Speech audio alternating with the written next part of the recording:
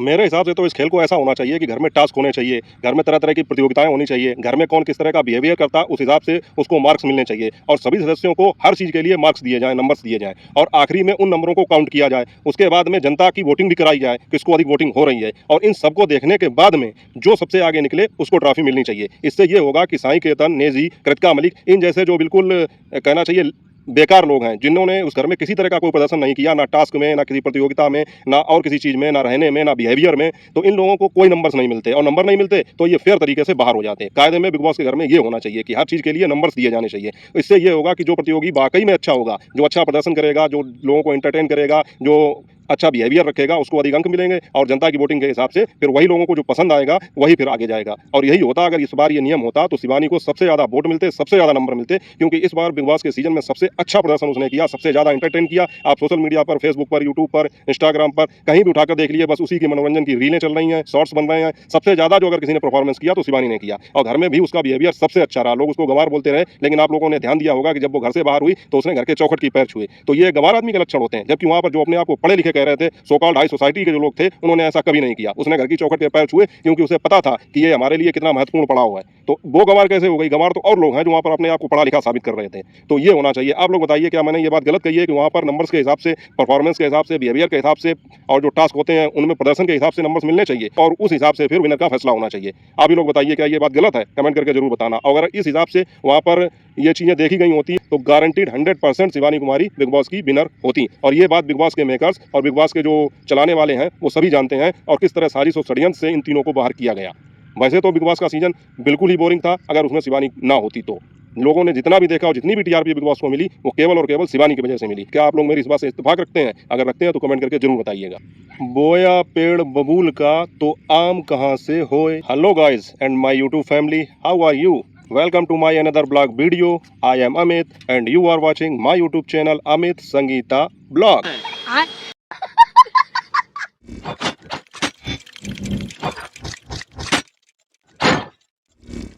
साथियों कहते हैं ना जब पाप का घड़ा भर जाता है तो समझो उसके फूटने का नंबर आ गया है और वही हुआ इस समय बिग बॉस OTT 3 के साथ। क्योंकि इस बार जिस तरह से बिग बॉस के शो का प्रदर्शन रहा है बहुत ही निराशाजनक और बहुत ही पक्षपातपूर्ण रहा है। बिग बॉस ने इस बार जनता की कोई बात नहीं मानी और सब अपने मन से निर्णय दिए। बिग बॉस के 17 सालों के इतिहास में इतना घटिया और बेकार सीजन कभी नहीं हुआ। इस बार उन्होंने हद ही कर दी, बेईमानी की और जिनको अंदर रखना चाहिए उन्हें बाहर निकाल दिया और जिन्हें बाहर निकालना चाहिए उनको घर के अंदर रखा। आप लोग ही बताइए, लव कटारिया, विशाल पांडे और शिवानी कुमारी ये इस बिग बॉस की सीजन में सबसे मजबूत दावेदार थे ट्रॉफी के और इन्हें किसी ना किसी तरह से बहाना करके बाहर निकाल दिया गया। इन्हें लगा कि वो जनता की वोटिंग से बाहर नहीं निकलेंगे, जीत जाएंगे, तो घर वालों की वोटिंग करा दी। और सबसे पहले तो मैं जियो सिनेमा वालों से कहूँगा भैया हम लोगों के 29-29 रुपये वापस कर दो, क्योंकि आप लोगों ने सब्सक्रिप्शन करवा के 29 रुपये का और वोटिंग करो वोटिंग करो वोटिंग करो और हम लोगों ने जिस कंटेस्टेंट के लिए, जिस अपने पसंदीदा प्रतिभागी के लिए वोट किए उन्हें तो आपने घर वालों की मर्जी से बाहर निकाल दिया। वहाँ जनता के वोटों की कोई कीमत ही नहीं, उनकी गिनती नहीं की गई। तो ये बताइए सब्सक्रिप्शन करा के और वोटिंग करवा के क्या फ़ायदा हुआ? हम लोगों का तो नुकसान ही हुआ। तो सबसे पहले मैं जियो सिनेमा वालों से कहूँगा कि हम लोगों के पैसे वापस करो।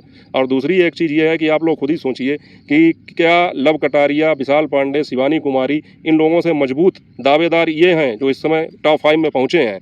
टॉप 5 में पहुँचने वाले रणवीर शौरी, सना मकबूल, नेजी और साईं केतन और उसके बाद में कृतिका मलिक, ये लोग टॉप 5 के लिए थे। अरे इन्हें तो शुरुआत में ही बाहर हो जाना चाहिए था। कम से कम रणवीर शौरी और सना मकबूल का दिखाई तो पड़ा, अच्छा खराब जो कुछ हो उनका घर में कुछ योगदान तो रहा। साईं केतन, नेजी और कृतिका मलिक का क्या योगदान रहा घर में जो उनको टॉप 5 में पहुंचा दिया गया? क्या ये लोग शिवानी कुमारी, विशाल पांडे और लव कटारिया से ज़्यादा बेहतर खेले? मैं बताता हूँ आपको।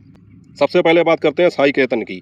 तो साईं केतन तो उस घर में इस हिसाब से थे कि इन्होंने तो कुछ किया ही नहीं, मतलब ये एक तरीके से इनविजुअल थे, मतलब किसी को दिखाई नहीं पड़ रहे थे। तो ना ये कभी ज़्यादा नॉमिनेट हुए, ना इनका कोई योगदान रहा, इन्होंने अच्छा बुरा कुछ किया ही नहीं उस घर में। जो आदमी इनके मतलब इस तरीके से इनको एक तरह से इग्नोर कर दिया गया, इनके ऊपर किसी की नज़र ही नहीं पड़ी और इसी तरह से ये पहुँच गए टॉप 5 में। बताइए इनका क्या योगदान रहा पूरे बिग बॉस के सीजन में साईं केतन का। उसके अलावा आप नेजी को देख लीजिए, सोते सोते अगला बंदा टॉप 5 में पहुँच गया। पूरे सीजन भर वो सोता रहा या नशे में घूमता रहा या हाँ भाई बस यही करता रहा और यही सब करते हुए वो टॉप 5 में पहुंच गया। उसके बाद में कृतिका मलिक, गुड्डू ये, गुड्डू वो, गुड्डू ये, गुड्डू वो, गुड्डू गुड्डू करते करते वो भी पहुंच गई टॉप 5 में, बताइए। तो यानी कि ये लग रहा है इस बार पूरा सीजन फिक्स था बिग बॉस का, इसमें कुछ भी ऐसा नहीं था। ये तो बेकार का लोगों को चूतिया बनाने के लिए ये सब काम किया गया कि ये बिग बॉस हो रहा है। बिग बॉस के 17 सालों के इतिहास में इतना घटिया सीजन कभी नहीं हुआ जितना इस बार हुआ है। शिवानी कुमारी, विशाल पांडे, लव कटारिया, इन तीनों को बड़ी ही चालाकी से और बहानेबाजी से, जबकि इनकी चालाकी जनता जानती सब थी, इनको बाहर कर दिया गया। बिग बॉस की चालाकी जनता सब जानती थी और इन लोगों को बाहर कर दिया गया। जहाँ पे जरूरत पड़ी कि ये जनता के वोटों से ये लोग बच जाएंगे, वहाँ पर जनता के वोटों की कोई मान्यता ही नहीं, कोई वैल्यू ही नहीं, घर वालों के वोट से उनको बाहर कर दिया गया।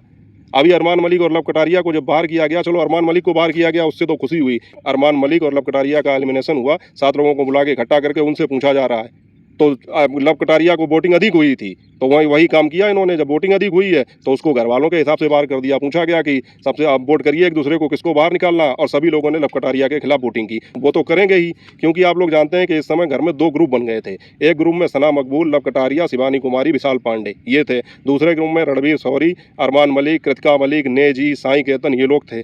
तो अब एक ग्रुप के धीरे धीरे सारे सदस्य बाहर निकाल दिए, कोई रहा ही नहीं। दूसरा ग्रुप उन्होंने केवल अंदर रखा है, मतलब जो अच्छा ग्रुप था, जो जनता को पसंद था, उस ग्रुप को उन्होंने बाहर निकाल दिया। अब दूसरे ग्रुप में जब लव कटारिया और सना मकबूल 2 ही रह गए, उसमें सना मकबूल को यह कह दिया गया कि आप बाहर वाली हैं, तो इसलिए आप जो है सेफ हैं। अब बचा लव कटारिया और उसके विपक्ष में ये दूसरे ग्रुप वाले, तो जाहिर सी बात है उसी को वोटिंग देंगे, और इस तरह से उसको बाहर निकाल दिया।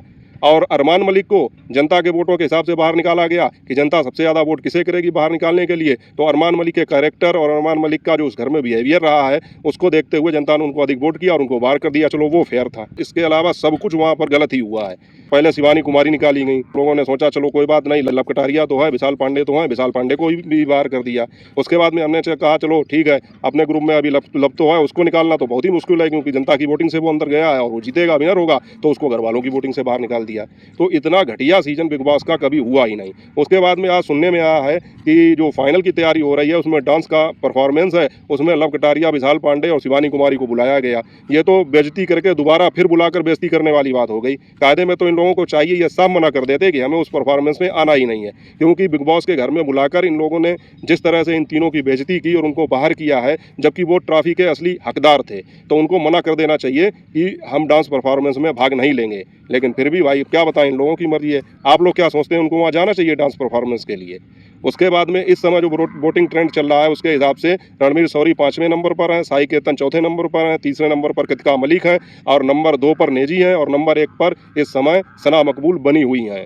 तो कहने का मतलब ये है कि अब बिग बॉस देखने का कोई मतलब नहीं है। और मैंने ये जो टाइटल और थंबनेल लगाया था कि देश की अदालत ने जो है उनको अच्छा सबक सिखाया और उनको इंसाफ मिलेगा, उसका कहने का मतलब ये है कि देश में सबसे बड़ी अदालत है जनता की अदालत, और जनता की अदालत ने ये फैसला सुनाया है कि सभी लोगों ने जियो सिनेमा अनइंस्टॉल कर दिया।